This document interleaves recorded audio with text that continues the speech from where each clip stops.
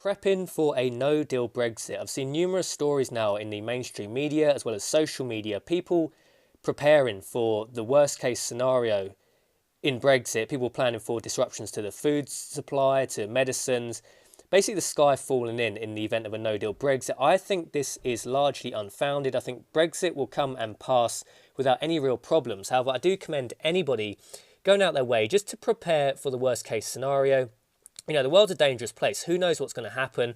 I've had this box of silver since 2010.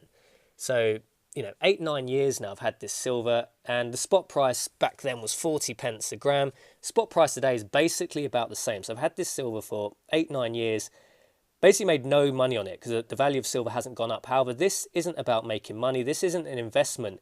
This is an insurance plan. This is about preserving wealth in the worst case scenario. I do think we will see financial collapse in Europe coming. It won't be related to Brexit. It will probably be triggered by an Italian debt default.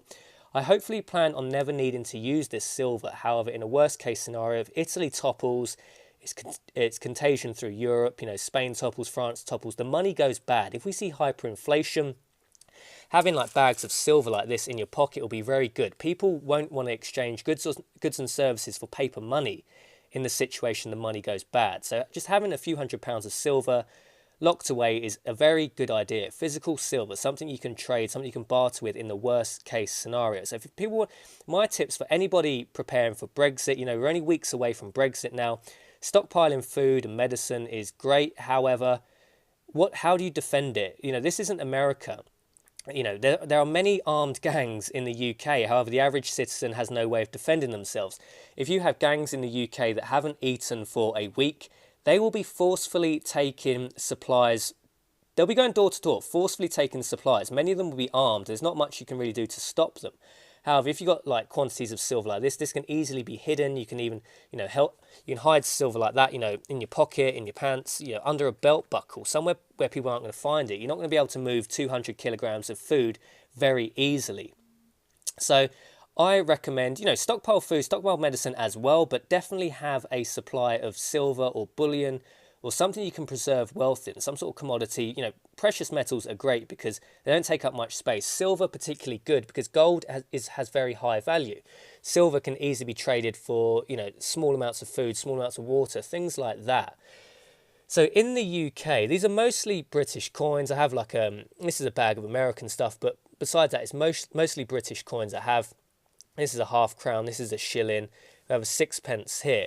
So traditionally, British coins were made of silver. Before 1920, coins had a silver content of 92.5%. That's basically sterling silver, 92.5% silver content.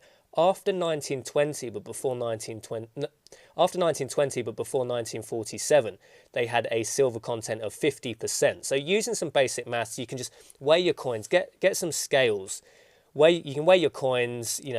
This is a sixpence. It's meant to weigh 2.8 grams, but sometimes they come up light because they've had years of wear in them. So it's meant to be 2.8 grams. This one comes up as 2.7. It's quite worn. It's had a tenth of a gram of wear worn off it. It's not as crisp as it used to be. Get some focus there. It's had wear off it. So you can ballpark the figures. So a sixpence, this is a 50% silver sixpence. So say it's meant to weigh 2.8 grams. So we'll go off that calculation. That gives you 1.4 grams of silver content because it's only 50% silver, or 50.5%, I believe is the exact term. So that gives you 1.42 grams of silver content. Times that by the spot price, which is 39 pence today. That's going to go up and down. But that makes this worth about 55 pence of silver content in it. Obviously, if you were just trading it in, you wouldn't get the spot price because the spot price is for, pure silver, whereas this is only 50% silver. But in a worst case scenario, in a doomsday situation, silver in the UK is going to be trading well above the spot price because the global futures price is irrelevant when people in the UK have bad money. So silver will suddenly be worth a lot more than the spot price. The global spot price will be going up as well. So this is like a bag of American coins. So let's just weigh that. So American coins are 90% silver content. So that's 170 grams of coins. So 90% of 170, that's 153 grams of silver, times that by the spot price, which is, spot price today is what, 39 pence. That gives us, that's 59 pounds worth of silver in there. So, you know, you could maybe get a few days of food in a worst case scenario, because you could trade your silver for people that still have commodities left, if they're not accepting the pound, if not accepting euros because the money's gone bad. So my advice to anybody preparing for Brexit, yes, prepare with food and medicine and things you can trade with as well, but have something like this which can easily be hidden in case the armed gangs are going door to door, which I believe will be a high certainty of that happening, especially if you lived in like a big town like Birmingham, like London. This is something that will happen in a doomsday scenario. Armed, violent gangs will just be going door to door, seizing your food, seizing your medicine, seizing your supplies. Whereas things like this can easily be hidden. You can hide that bag of silver down the front of your pants.